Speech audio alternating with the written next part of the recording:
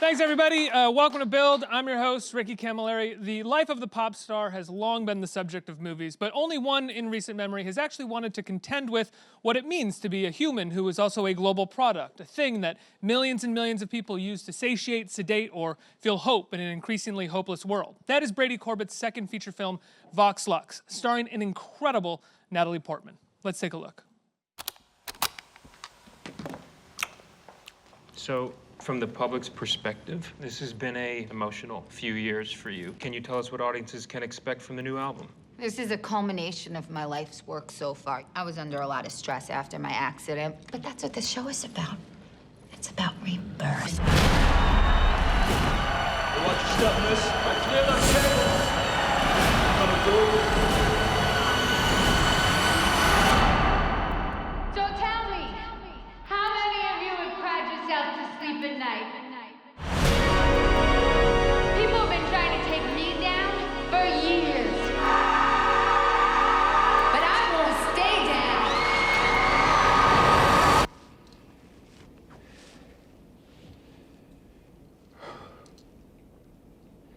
Celeste, come on. Everybody's downstairs.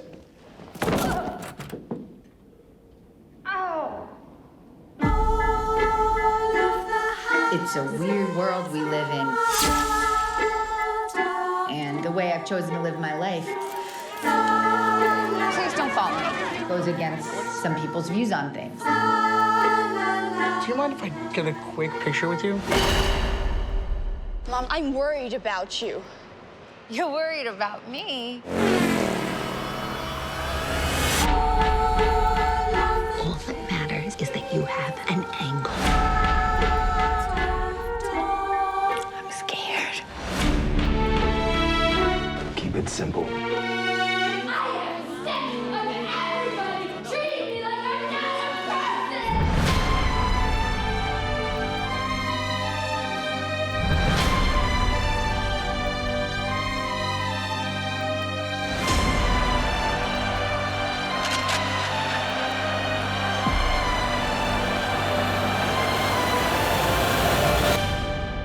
They wanted a show.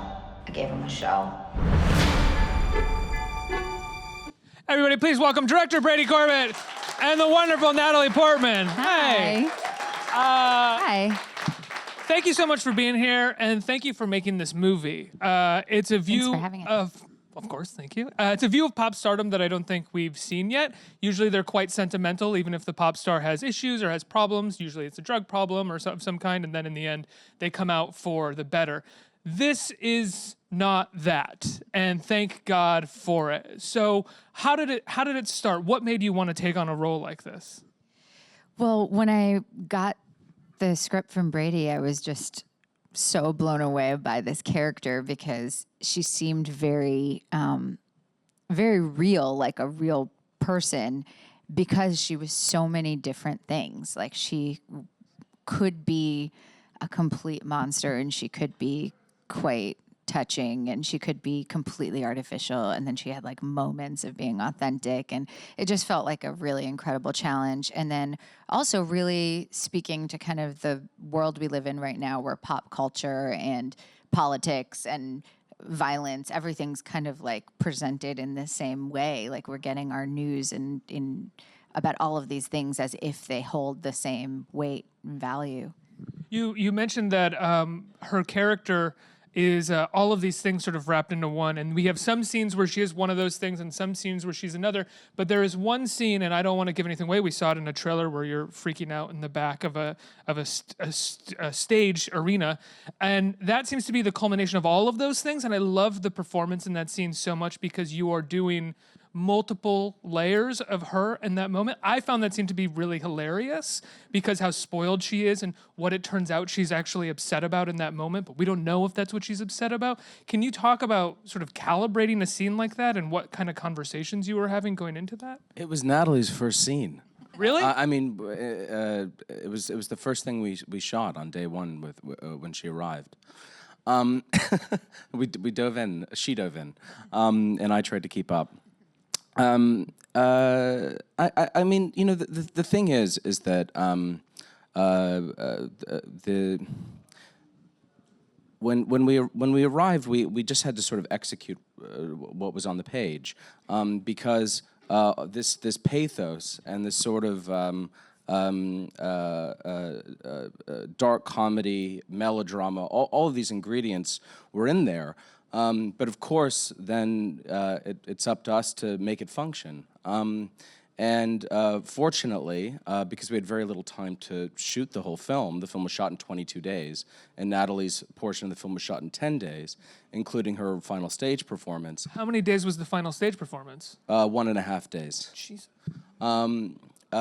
Therefore, she sort of set the tone, and fortunately, everyone else, including myself, followed her lead. I mean, the thing is that we'd had enough discussions about the style and tone of the film that we were all very much on the same page, but it required some real bravery on her part, and I was impressed also. Yeah, I asked Brady a lot about like what kind of drugs she was taking, and so he introduced me to the To ketamine. To ketamine, not the actual experience, because I'm a mother of 2. I'm not gonna like go method and start tripping. Take a on vacation. ketamine. But I watched a lot of K-hole videos on YouTube, which are, I highly recommend them. They're not to do it. Don't anybody go do it. But This is ridiculous, but to be a fly on the wall watching Natalie Portman watch K-hole videos on YouTube sounds really funny. There are a lot of them. It's surprising, and it's really wild, because he was like, yeah, you can like go up and then go down and go back up again and then be totally normal and then kind of go down again. And I was like, what is this? What is this substance? Very interesting. So it was kind of a fun one to pretend, because it can kind of vacillate between being like totally out of it and then lots of energy, and then really emotional, and then like able to perform, and it kind of goes all those places. Someone who is so inebriated like that, and so much of their emotions are a function of the substance that they're abusing at the time, how do you connect to them as a performer? How do you find oftentimes you want to find the core of what motivates that person, but if so much of their motivation is the inebriation, can you find that? Well, I think that you want to think what they might be obsessing over, and she's such a narcissist that it's also like what is important to her is like herself and how other people see her and how she looks. And so, but it's real. It's real, and it is painful to her. So That's all she has. Well, yeah. Her entire life has been what built on she's that. saying is completely absurd. Her sentiment is absurd, but how she feels about it is very, very real. And ultimately the scene is quite disturbing. It's very funny until it's not. And the film is like that in general. It's funny until it's not. The film opens with essentially the first part of it when we see Celeste as a child sort of becoming the blossoming pop star, if you will. It opens in a burst of sort of senseless violence and tragedy. Where did that spawn from for you? Where did that connection come from for you? Not just pop stardom born from tragedy, but the kind of, I don't want to give anything away for an audience who hasn't seen it, but that specific kind of tragedy linked to who we are now and to pop stardom. I remember Columbine in 1999. It was something extremely unusual, and it rocked the nation. And now this happens so frequently. There have been as many mass shootings as there have been days in the year. That things have changed quite a bit in the last 20 years. That this is the new norm. And so I decided to examine the nation since then, since that year, since things changed. There's a line in the film. Excuse me for paraphrasing. I saw the film a couple of weeks ago. No worries. Where someone says something to the effect of these people, in regards to the second shooting, these people are essentially trying to use Celeste's stardom as a means to break through the noise. And I took that as this idea of human beings struggling, essentially trying to break through the white noise that is taken up by pop culture, by sort of trash politics. Was that something that you were talking about in regards to mass tragedy? Sure, certainly. I mean, the thing is that the film isn't about one thing, and it is absolutely about the intersection of fame and infamy, and how they are one and the same, especially with this administration. Yeah, you said Columbine rocked the nation. I started thinking about what rocks the nation now, and it's like I actually don't know. It's hard to shake us now. I mean, you know, the coasts are underwater, and we've got big fish to fry this century, and yet the thing is that there seems to be a little bit of we're a bit disconnected from the reality of these issues because we're inundated with so much information that what is news and what is entertainment or something. An article that is distraction versus something very significant that you should be paying attention to. People don't know what to pay attention to anymore, you know, we're at the beginning of a technical revolution, and the information age is something very new. I mean, I grew up in a house until I was 9 or 10 years old without the internet. My daughter will never experience that. And so I think that we're still figuring it out, and we're trying to figure out how to be human and how to stay connected and remain empathetic during a period where we're inundated with so much tragic information on a minute-by-minute basis. Natalie, kind of an obvious question. You grew up in the spotlight for better or worse, however, you know, you remember it, and so does Celeste. I'm wondering if there was a part of you that related to Celeste just in the way that a quote or something that you say can be misrepresented and used against you and become the biggest news of your year or the biggest issue of your year at that time. Oh, yeah. I mean, of course, I think that I don't have the extent of fame that the character has in this film. And I think it's also very different for actors because you're always playing a character, whereas as a pop star, you're kind of a version of yourself. So it feels more personal if people are like attacking your performance or your persona or something, whereas, you know, as an actor, you can kind of hide. That said, I think we've started to, in the last 10 years, expect oddly a lot more from actors in personal interviews when it comes to their politics. Right. And like, if an actor, for whatever reason, has a slight disagreement, then the mass about a political idea, everyone starts attacking their performances and their whole career at that point, which I find strange. Yeah.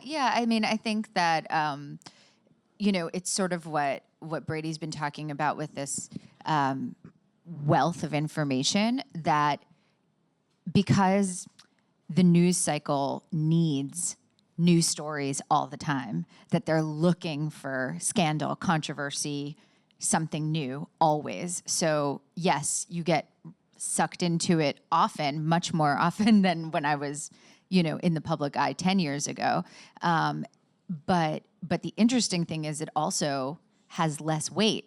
So like it also disappears, like you're saying. It's like the fact that there's so much out there dilutes the importance of any particular story. Like nothing sticks. Something that's a big scandal today, tomorrow is someone else's scandal, you know, which is this weird situation where it's just the sort of capitalism of news, I think, has to do with wanting more and more stories. It's forced a kind of self-care idea as a consumer of news for me, where I'm just kind of like, I can't understand or know most of this stuff. I have to stick to what I think is important. It strikes me, you know, you get to really play a pop star by the end of the movie. We get a 10, 15-minute amazing sequence of you dancing and doing these songs.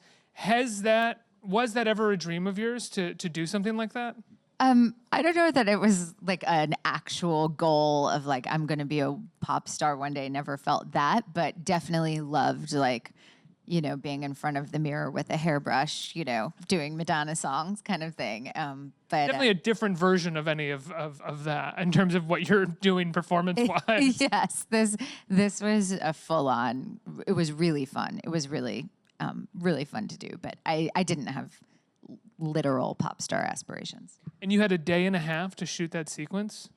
Wow. And how long were you working with the choreographer beforehand and sort of learning those The Sia choreographer songs? is my husband, so that was very easy to coordinate, luckily, and very lucky to get to work with him on this. And yeah, so we got to work at home, which was fantastic. And yeah, we worked a lot because we had such a short time to shoot that it just had to be like completely prepared And also ready. a short amount of time to prepare. He Yeah. put it together so quickly. Yeah, we had about a month to prepare, but we really, really ran it so that when we actually did it, it was ready. It went off without a hitch. I mean, the thing is, it's because of Natalie and Ben and the girls that we were able to pull it off. Because I mean, there's a lot of mise en scène in the movie. There's a lot of choreography,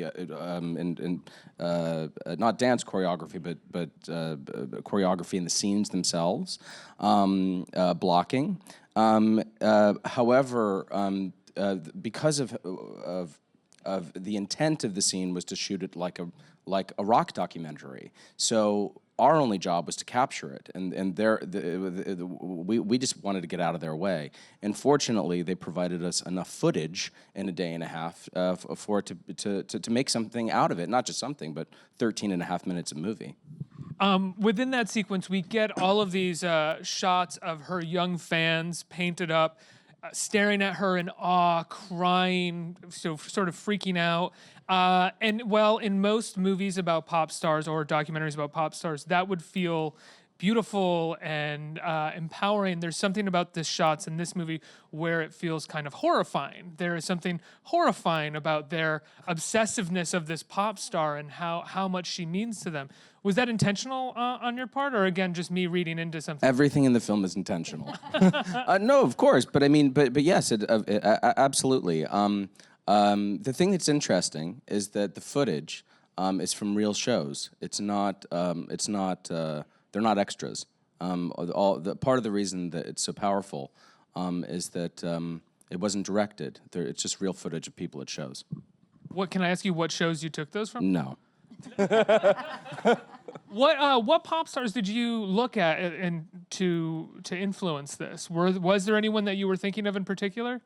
I tried to I mean, avoid not the personal stuff, obviously. No, sure. I mean, in general, we wanted to create something of our own that evokes a lot of the famous characters from the last 25 years, but not to point to anyone specifically. So it was a wide range of artists from 1980 all the way up until this year. It's fascinating that you chose Sia to do the songs because she, as a pop star, is so much more of a deconstructionist. If you've ever seen like her live performances, it's her. Totally. It's not clear if she's lip syncing or what the hell is going on. And the songs themselves are in some ways a deconstruction of pop at this point.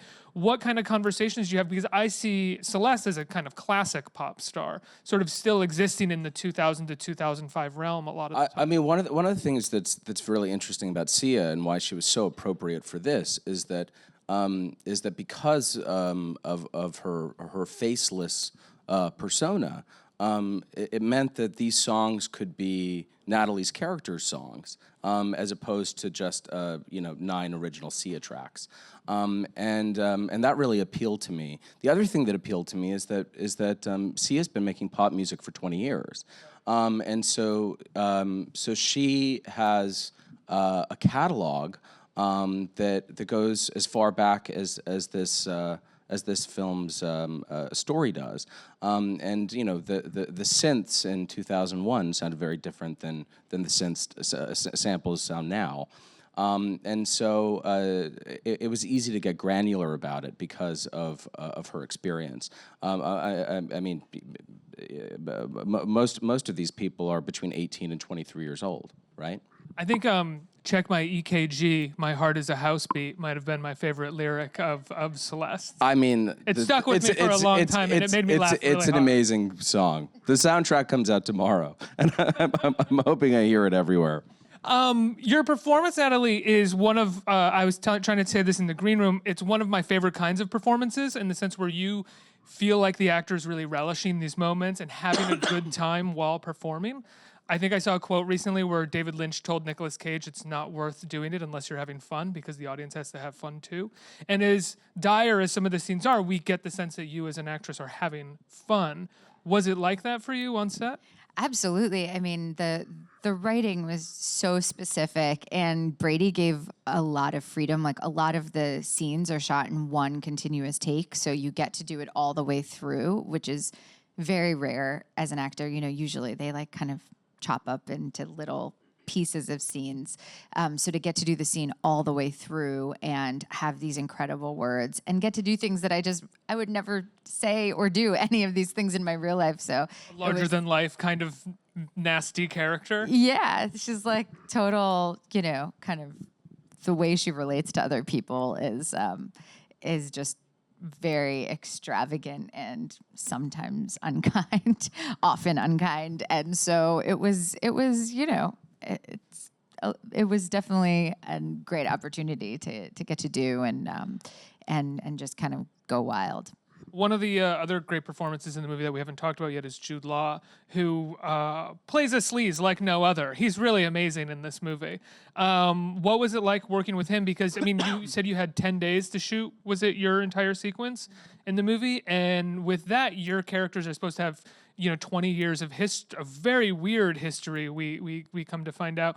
Did you guys prep? Did you talk at all beforehand, or just jump in? We didn't talk before, but the lucky thing is that Jude and I actually have known each other for 20 years. This is our 4th movie that we've gotten to do together, which is very lucky. So it was incredible because we did have, we have a very different history, of course, than these characters do. But Good to clarify that. There is a level of comfort and familiarity that we have, and especially just the trust that you want from another actor, especially when you're doing kind of crazy things in scenes together, that you feel the ability to just go wild and not have them judge you, and and know that they have the kind of spontaneous instincts to jump in and try things and change things with you, so that you're really getting to play with each other. And that was really fun and really lucky, and he's just phenomenal. Brady, you have kind of a non-judgmental eye when it comes to their relationship, which, we can infer is one that is has its issues over the years. But what made you want to approach it that way and not add any kind of judgment of Jude's character? It's not clear at the end if he's really better or worse for her. Is she exactly what she needs? Is he exactly what she needs? Or is he a worst enemy? I think it's always a mistake to set out to make a film about people you hate, and these characters are incredible, extravagant narcissists, all of them. However, for me, I see them very much as victims of the era, and I think that they have a lot of good in them as well. Part of the reason that I wanted to cast Jude is because he just oozes charisma, and so as soon as he's a really genuinely nice, charming guy, and so as soon as he shuts that down, it's still there under the surface. No matter what you have him doing, there's a part of you that's kind of on his side or wants to watch it. And it should be complicated, because here's the thing: I think that artists' relationship with their representatives are complicated in general, because especially people who started when they were very young, because a manager that's been with a client for 20 or 30 years, they've known them since they were kids, and then they've turned into adults, and so right before their eyes, and so things do get a little hazy. Like, at what point is it okay to have a drink with your client that you met when they're 14 but now they're 22? And so things get fuzzy pretty quickly, and so. I didn't think of the character as particularly lecherous. I felt that the character was just realistic, And in general, that's how I feel about the characters. I think that's kind of a testament to the storytelling in the movie, is that there's so much left out, yet so much in there that you can infer a lot of what has happened with these characters beforehand, not just because we jump in time, but because even within those scenes, you are sort of very selectively choosing what we see that allows us to imagine different elements of what's happened in their lives or who they represent. Sure. I mean, the thing about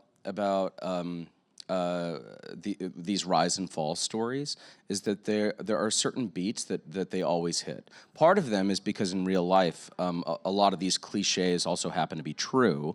But what it allowed us to do is essentially omit all of the parts that would be purely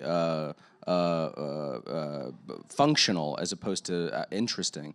And I think it's hard to watch a film where you know exactly what you're going to get in each block of in Act 1 you know what to expect, in Act 2 you know what to expect, in Act 3 you know what to expect. In our case, we cut out Act 2 because we all know more or less what happens in the interim of when she's 15 and when she's 31 years old. So I tried to push and pull the narrative along in this way, where you get information that you don't expect to get.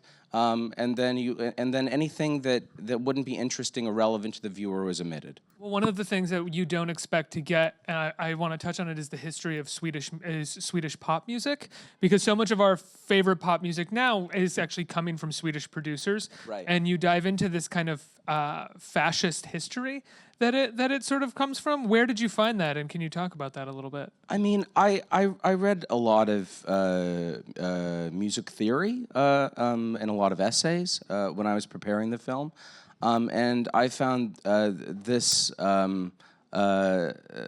be particularly interesting about the birth of ABBA. Which had a massive impact all over the globe on K-pop and pop here in America. SOS, still one of the greatest pop songs ever written. Maybe it might be my favorite song ever written. SOS? Yeah. It's really amazing, isn't it? It is. Yeah. It's very dramatic. It's really a cinematic song. So anyhow, the idea was basically, even though our story is about an American living and working in America, I thought that to have this brief tangent where we learn about the pop music and its socio-political ties in Europe, that is the prism through which everyone would view what happens in our story. Natalie, I think over the course of your entire career, you've been selective about the directors and the projects that you work on. If you look at your filmography, it's all good directors, it's all pretty good movies or great movies or some of the best movies. How have you been able to do that? Is that just good taste? Thank you for saying that. I'm not sure it's always true, but I think selectively. I think that I have been lucky to have some great opportunities, and that it's always more interesting if you're working with a really interesting director, and that's like the process is more fulfilling, and you interact more and you learn more and you get more out of it, because you can't ever really control how a movie does when it's out, but you can kind of control your experience. Not control, because there's obviously other people, but you can hopefully, by choosing interesting people to work with, you have more control over your actual experience making it, and that's what you always take away. Like, that's what you remember is your experience while you're shooting. Was there a conversation that you had with Brady before shooting that made you think, okay, this is going to be a good experience? Yeah, well, I mean, just some of the ways he was describing the way he was thinking about the film were just made me think in new ways. And of course, I had seen his film that he had made before that I was very impressed by, and so I knew that he was really talented and had really interesting ideas. Well, guys, I love the film. Congratulations. It's in select cities right now. It opens everywhere this Friday, right? It's called Vox Lux. It's an amazing performance, an incredible film by Brady Corbet. Everybody give them a big round of applause for being here. Thank you. Thank you very much. I appreciate it.